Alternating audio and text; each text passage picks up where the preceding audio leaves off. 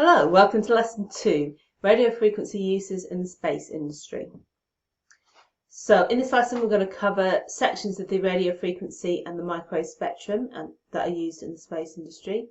We're going to look at how the spectrum has been split up by the space industry and its common uses. So we learnt in the last lesson that the space industry is mainly interested in radio and microwave parts of the electromagnetic spectrum. So we're talking kind of 3 Hz to 3000 gigahertz. And you always talk about it in terms of frequencies. You don't talk about wavelengths when you're working in the radio. It's just a nomenclature. And you tend to use hertz or gigahertz. You don't tend to use terahertz. Nothing wrong with that. It's just not tends to be done. So these are quite large regions, and what we've done in the industry is split them up into little regions, and obviously we have more than one naming culture for them. So there's 3 main ones that you need to know about. There's the EU NATO, there's the IEEE, and there's the ITU. So we're going to look at each one of those in turn. But in general, the banding's been done because it's similar properties for that section of frequencies. You can use the same hardware, for example, whereas if you stepped higher in frequency, you'd have to use different hardware. So this comes to waveguide, which is just basically metal tubes of a certain size that carries the wave for you. You need specific sizes for specific frequencies. If you want to learn a little bit more about that, then have a look at one of my other courses, which is looking at actually testing stuff in the radio frequency. So the lower frequencies tend not to be used for the space industries because it's a little bit difficult to use them because you're going to need very, very, very big antennas.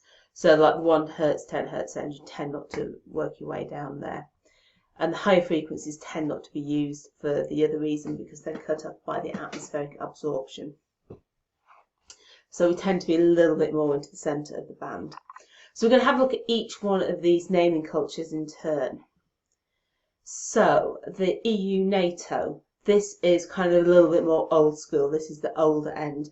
You'll be talking about J-band and K-band and this kind of stuff. And you can see that there's like a big range on the A band that takes a massive frequency, which we don't actually use in the space industry. We're kicking in kind of more towards the J band. And you can see that each one has a different width. And this just represents the amount of spectrum space that it takes up.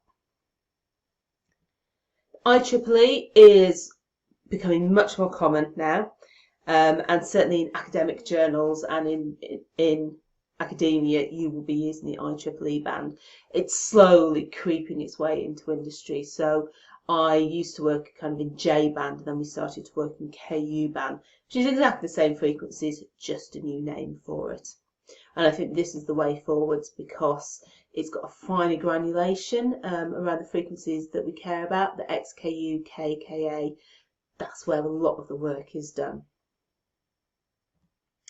So that ITU, which is the International Telecommunication Union, have a very old, well understood, slightly different way of explaining stuff. So it doesn't help me as an antenna engineer because working in the UHF, it's far too big. It covers loads of different frequencies. I don't kind of know what I'm doing. But it's good to have a broader understanding. So the space industry here sits in the UHF and the SHF. So this is the ultra high frequency and the super high frequency, which is kind of where your SATCOMs and GPS sits.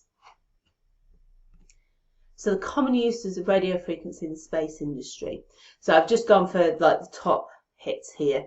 Communications is the major one. This is base station communication, surveillance, that kind of stuff. Earth observation. So you're looking at SAR, synthetic aperture radar. Navigation is a very big one.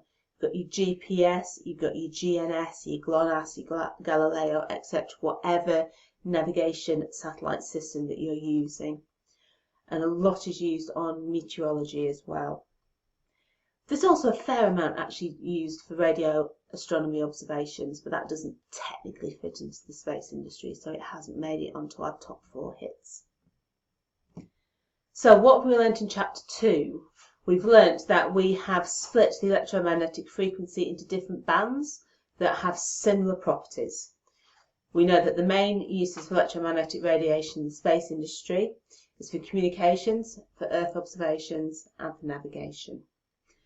Okay, so the next video is actually going to sum up everything we've learnt in Chapter 2. See you there soon.